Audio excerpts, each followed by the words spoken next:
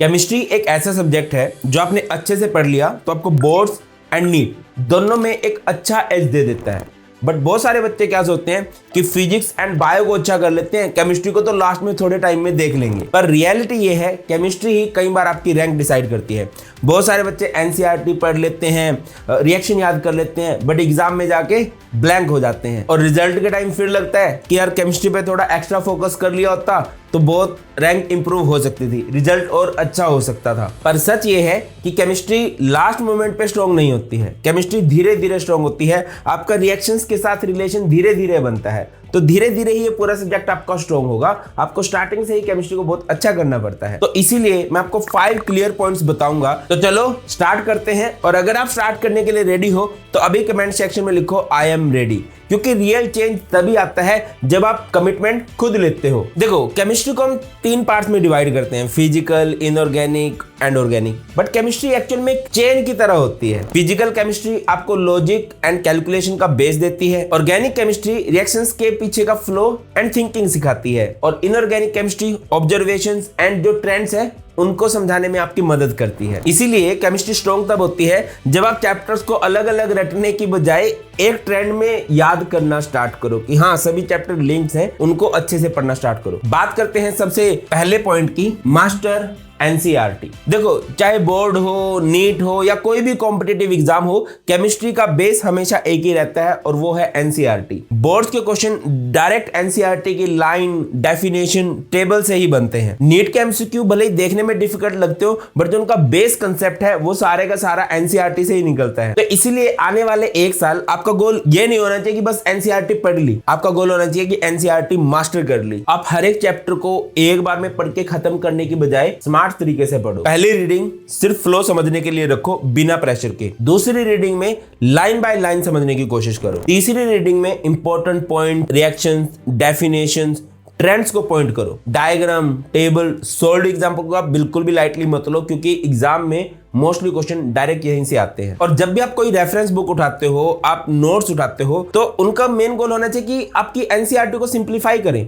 वो एनसीईआरटी की जगह नहीं ले सकते, क्योंकि जब आपका एनसीईआरटी का बेस स्ट्रॉन्ग होगा ना, तो उसके ऊपर जो भी आप पढ़ोगे वो आपका स्टेबल होता जाएगा। क्योंकि जब आपका बेस स्ट्रॉन्ग होगा, एनसीईआरटी का बेस स्ट्रॉन्ग होगा, उसके ऊपर जो भी पढ़ाई होगी वो स्टेबल रहेगी। अब जब बेस स्ट्रॉन्ग हो गया है तो नेक्स्ट स्टेप आता है इन कंसेप्ट्स को क्वेश्चन की फॉर्म में करना। तो नंबर 2 है हमारे पास apply what you learn. Chemistry में सिर्फ थ्योरी पढ़ लेना काफी नहीं है। केमिस्ट्री में मास्टरी तब आती है जब आप अलग अलग कंसेप्ट के बहुत सारे क्वेश्चंस लगा सकते हो। फिजिकल केमिस्ट्री में फॉर्मूलाज का रट्टा लगाना जरूरी नहीं होता, फॉर्मूलाज को समझना जरूरी है कि ये फॉर्मूला आया कहां से है, और हर एक फॉर्मूला से आपको इजी से टफ हर तरह का न्यूमेरिकल बन जाना चाहिए। इनऑर्गेनिक केमिस्ट्री में फैक्ट्स के साथ साथ उनका रीजन भी आपको क्लियर होना चाहिए कि यहाँ पर कलर चेंज क्यों है, यहाँ पर एक एक्सेप्शनल बिहेवियर क्यों आया है, यहाँ पर क्या बॉन्डिंग का कंसेप्ट है, सारी बातें पता होनी चाहिए। इस अप्रोच के 2 फायदे होते हैं कि एक तो आप बोर्ड में क्वेश्चन आंसर इजीली लिख पाते हो, और नीट में रॉन्ग आंसर को आप एलिमिनेट कर सकते हो। ऑर्गेनिक केमिस्ट्री में सिर्फ फाइनल प्रोडक्ट याद रखना इंपॉर्टेंट नहीं होता,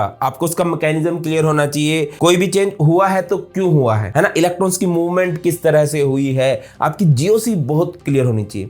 देखो बेटा, टॉपर्स रिएक्शंस के रट्टे नहीं मारते, वो उनका रीजन समझते हैं, और यही बात उनको अलग भी बनाती है। पॉइंट नंबर 3 पे आते हैं, रिवाइज विद प्लान। केमिस्ट्री के सिलेबस में इंफॉर्मेशन बहुत डेंस होती है, तो रैंडम रिवीजन से काम नहीं चलने वाला। यहाँ प्लान रिवीजन होनी चाहिए जिसमें सिर्फ नॉर्मल रिवीजन नहीं, क्वेश्चन प्रैक्टिस भी इंक्लूडेड हो। साथ ही आपको short note, formula sheet, cheat sheet, reaction chart भी साथ के साथ रिवाइज करने होंगे। और वीक में एक दिन आपका ऐसा जरूर होना चाहिए जब आप नए कंसेप्ट ना पढ़ रहे हो, आप सारे के सारे पुराने कंसेप्ट्स को रिवाइज कर रहे हो। अब यहाँ मोस्ट स्टूडेंट गलती क्या करते हैं कि या तो वो लॉन्ग क्वेश्चन आंसर करेंगे या सिर्फ एमसीक्यूज करेंगे। टॉपर्स इस गैप को ब्रिज की तरह यूज करते हैं, वो जितने भी कंसेप्ट हैं उनको रिलेट करते हैं बोर्ड्स में भी एंड नीट में भी। जैसे कि कोलिगेटिव प्रॉपर्टीज का न्यूमेरिकल नीट के लिए किया, तो उसका बोर्ड में किस तरह से क्वेश्चन बन सकता है, किस तरह से उस फॉर्मूला की डेरिवेशन हुई होगी, क्या वहां पे इंपॉर्टेंट यूनिट है, कैसे वो फॉर्मूला डिराइव हुआ, ये सारी बातें अच्छे से करते हैं। ऑर्गेनिक केमिस्ट्री में भी जब आप कोई क्वेश्चन देखो, आप किसी भी कंसेप्ट को पढ़ रहे हो, तो आप ये देखा करो कि यार यहाँ से बोर्ड में लेंथी क्वेश्चन कैसे बन सकता है और नीट में एमसीक्यू किस तरह से बन सकता है। तो हर एक क्वेश्चन को 2 अप्रोच के साथ देखा करो, नीट एंड एंड बोर्ड्स के साथ। अब जब रिवीजन इस लेवल पे स्ट्रॉन्ग हो गया है, अब पॉइंट आता है कि अपनी प्रिपरेशन का लेवल चेक करना कि हाँ आपकी प्रिपरेशन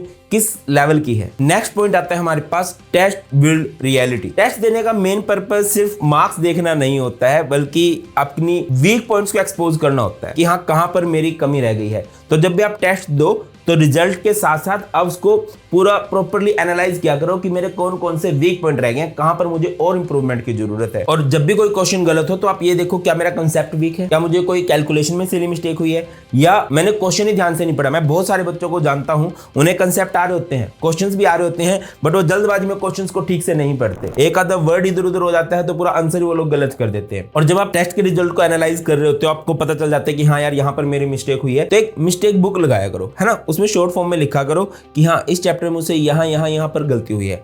तो नेक्स्ट टाइम जब आप बुक को ओपन करोगे, सबसे पहले देखो कि जो मेरी मिस्टेक हो रही है क्या अभी भी वो कंसेप्ट मेरे वीक हैं, उन कंसेप्ट को स्ट्रॉन्ग करो। देखो बोर्ड्स के लिए आपको डिस्क्रिप्टिव टेस्ट देना होता है, जिससे कि आपकी आंसर राइटिंग स्किल्स एंड पूरा प्रॉपर स्ट्रक्चर बनाना आपको आए कि हाँ बोर्ड एग्जाम में किस तरह से एक्सप्लेन करना है। नीट के लिए आप लोग टाइम बाउंड एमसीक्यू टेस्ट दो, जिससे कि आपको प्रेशर हैंडल करना आ जाए और आपकी स्पीड भी इंप्रूव हो। तो अब सबसे लास्ट और सबसे इंपॉर्टेंट पॉइंट पे आते हैं। सब पॉइंट्स हमारे ट्रैक पे है, इस हैबिट को हमने एक साल पूरी कंसिस्टेंसी के साथ फॉलो करना है। तो नेक्स्ट पॉइंट आता है हमारे पास डेली रूटीन एंड कंसिस्टेंसी। देखा टॉपर्स कोई सुपर हीरो वाला रूटीन फॉलो नहीं करते हैं, वो सिर्फ एक डुएबल रूटीन फॉलो करते हैं और डेली फॉलो करते हैं। तो केमिस्ट्री के लिए डेली आपको 30 मिनट एनसीईआरटी को रिवाइज करना है एंड 50 एमसीक्यू लगाने हैं। इसके अलावा short note and formula sheet को भी कंटिन्यूअसली रिवाइज करते रहना है। आपको कोशिश करनी है कि डेली आपको 90 to 120 मिनट्स, लगभग 2 घंटे आप सिर्फ केमिस्ट्री के लिए निकालो। और बेटा ट्रस्ट मी, अगर आप इस रूटीन को डेली फॉलो करते हो ना, तो एक साल के बाद बहुत इंप्रूवमेंट देखने को मिलेगी। केमिस्ट्री स्ट्रॉन्ग बनाने के लिए एक्स्ट्रा ऑर्डिनरी रूटीन की जरूरत नहीं है, बस एक ऑर्डिनरी दिन में एक्स्ट्रा ऑर्डिनरी कंसिस्टेंसी के साथ आपने पढ़ना है। और देखो यार, केमिस्ट्री में जो स्कोर होता है वो सिर्फ लक से नहीं आता है, इन सभी पॉइंट्स को स्ट्रॉन्ग करने से आता है। और याद रखना कि साल बहुत बड़ा टाइम होता है, तो बहुत टाइम ऐसा होगा कि जब आप डिमोटिवेट होंगे। डोंट वरी, इस चैनल को अभी सब्सक्राइब कर लो, मैं आपको रेगुलरली मोटिवेट करता रहूंगा। तो इन दी एंड वीडियो अच्छी लगी है तो लाइक कर देना और अपने फ्रेंड्स के पास शेयर कर देना, और ऐसी और वीडियोस के लिए चैनल को सब्सक्राइब भी कर देना। मिलते हैं नई वीडियो में, ख्याल रखिए, जय हिंद।